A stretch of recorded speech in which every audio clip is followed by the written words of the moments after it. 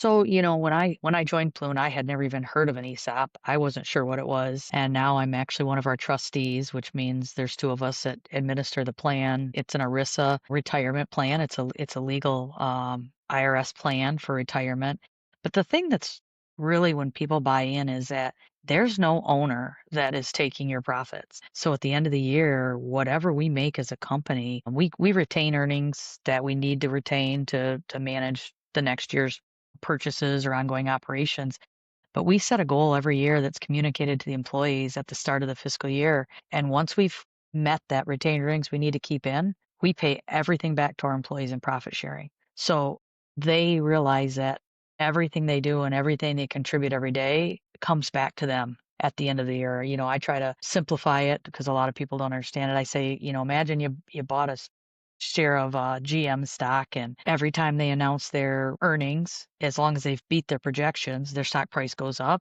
And when they have really good years, they pay you a dividend check. And we try to speak that way about our company is every one of us is contributing to that pot. And when we beat those projections, our share price goes up, which means your retirement account that you're putting nothing in, the company's putting it all in, goes up. And then we cut a large profit sharing check to you. So you get cash in your hand that current year for all your hard work, but yet you're also seeing a retirement account grow for you. What happens when you don't meet those projections? So let's say you do less than what you're expecting. You could see your stock price go down.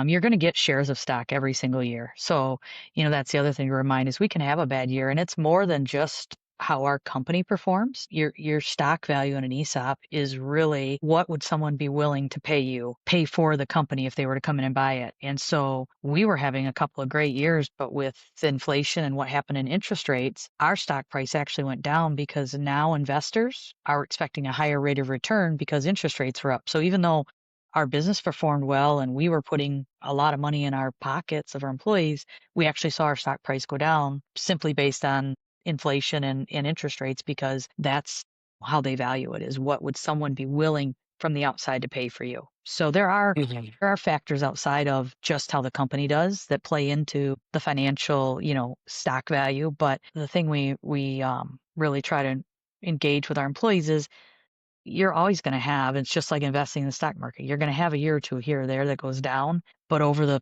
30 some years, we've had less than 5 years our stock price has dropped. So every single year you're getting shares, and almost every year they go up, and your shares don't stay in at the price you got them. 'Em.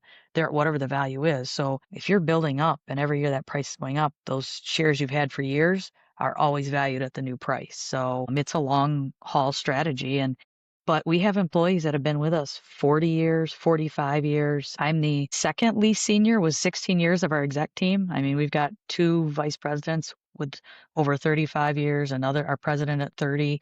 I mean, people stay because they see the value in a company that we're giving back to the employees because you're the owners and you actually make an impact every day. All your hard work doesn't go to somebody's yacht and country club memberships. It comes back to you.